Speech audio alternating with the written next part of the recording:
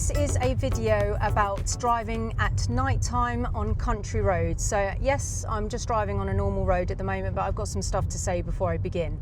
So on this video, I'm going to be talking about a lot of things, but I'm going to be talking about the limit point, and which means the furthest part of the road. So I just need to explain that first before I begin, otherwise you're not going to know what I'm talking about. The limit point is basically where the end of the road is about what you can see. So the limit point is going to be basically either round a bend where you can't see, or the limit point is going to be a straight road and you can see all the way down the road and you can see really far ahead. So the furthest point that you can see is called the limit point. When you are going round a bend, the limit point is going to be very close to you, which means you need to go slower. And it doesn't matter if it's dark or light, this is going to be happening. And when the limit point is far away, then you can increase your speed if it's safe to do so. Now, when you've got a limit point which is quite close to you, you may or may not have black and white chevrons or sharp bend signs or stuff like that. You may have it or you may not. So if the limit point is close to you, you need to go slower. If the limit point is further away, then you can start to potentially pick up your speed. Nice and slow, nice and slow.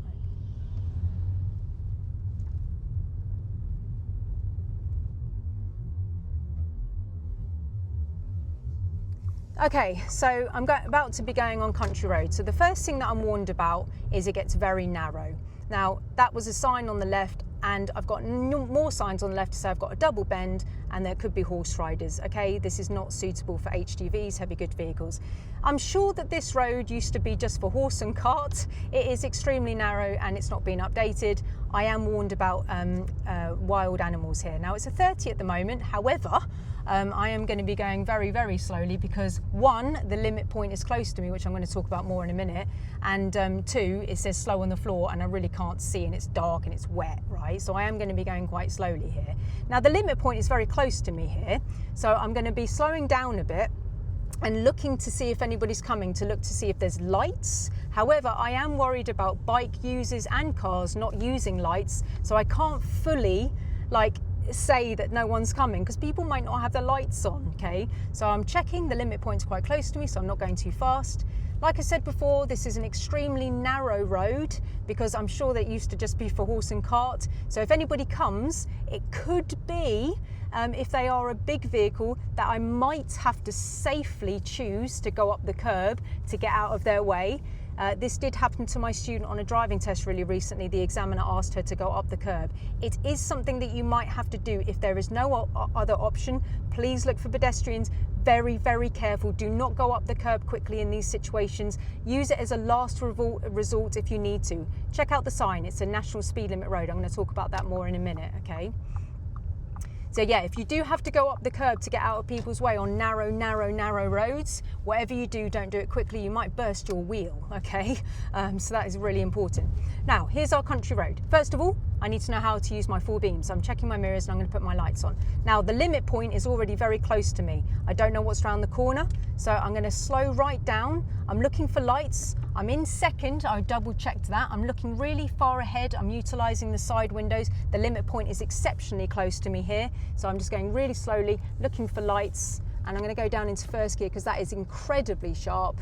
That was crazy sharp, and I'm checking my mirrors. The limit point is further away from me now, so I'm going to be picking up my speed a little bit, and I'm monitoring the limit point. It's closer to me. I'm checking my mirrors. It's a little bit foggy. Even though that this is a national speed limit road, I'm not going to go anywhere near that speed limit. That would be crazy. Limit point is very, very close to me now. Speed by braking, looking really far ahead, coming forward in my chair to basically improve my view. Limit point is further away from me now, so I'm slightly increasing my speed on this double bend. Yeah, I can see further ahead. The limit point is far away from me, so I'm increasing my speed. This is the fastest that I've been so far, so I'm doing 25 miles an hour. That feels about right. I'm driving for the conditions of the road, which is nowhere near the speed limit because it is dark, it is wet, and I really can't see much. There could be wild animals, as we've been warned about, yeah, which I don't want to kill anything either. And I don't know whether things like bikes or pedestrians are going to be on this road. So the limit point is closer, so I've gone slower. I'm checking my mirrors. Limit point is exceptionally close to me now, so I'm going very slow. I'm concerned about people around the corner, so I'm ready to turn off my lights if I need to. Checking, very, very slow. I needed to be careful with my position there. Yes, there is talk about that you could position slightly towards the middle of the road to be able to improve your position, but it was incredibly sharp, so I need to be extremely careful with my position, and I need to be careful about how close to the middle of the road I am, where the white line would be if it was painted. This is an unmarked road, because if anyone was coming around there, I could have an accident with the person oncoming.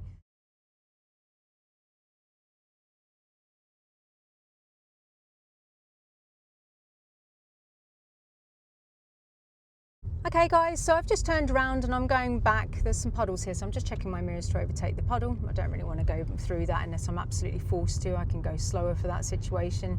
So I'm going to turn right. The condition of the road could be bad with potholes on roads like this, and if there's any surface water they could hide really awful potholes. So I don't really want to be going through a puddle if I can see it's there. If I can help it, I want to avoid it because it may be hiding a really horrible pothole, and that would be really bad, right? So if you can avoid puddles, if it's safe to do so and there's no one around, that's fine. All right, really important. So I just want to include this next thing about alerting people that of your presence when you're coming into these areas as well. So as you know, this is a 60 mile an hour road. I have turned, so I'm going the other way, but still. So I could alert people that I'm coming with flashing of the lights. So I could actually flash my lights like this. That is a way to help people to be alerted of my presence to go round the corner. Flashing of the lights brings attention to things, obviously, because their eyes are drawn to movement, right? So they'll see that flashing light. So I could use flashing lights to let everybody know that I'm here. Flashing of lights has been adopted to say thank you or to even tell people off, but it's not written in the highway code like that. I can't teach people to flash people to say, yeah, you can go, or that you're telling people off with it, even though that has been adopted. I can't teach people to do that because that is not written in the highway code. Okay, so yeah, this is the correct use of it now. I am here. I am saying to people, I am here. I am here, like that. That is how the correct use. The other thing that you could possibly do is actually use your horn. If the limit point is very, very close to you and you really don't know what's around the corner, you could use your horn like this, like that. So I've just used my horn to alert people that I'm going to go around the corner or my presence is here. So the correct use of the horn is I am here, which is the correct use rather than actually, oh, there's a pothole. I didn't see that one. But yeah, using the horn, you should use it as I am here to stop accidents from happening or bring people's attention to you. All right. So those are the two things that you can do as well. Really useful if you go on holiday to somewhere like Devon as well, because they have like really crazy country roads. And yeah, so here you could be like that, or flash the lights. Yeah. Now obviously just choose your moment carefully, yeah, because if you can use the flashing of the lights, then use that one. But yeah, if you need to use the horn, if you're really worried about what's around the corner and you want everybody to know you're there, please use that as well, because that is written in the highway code. Nice and slow, nice and slow.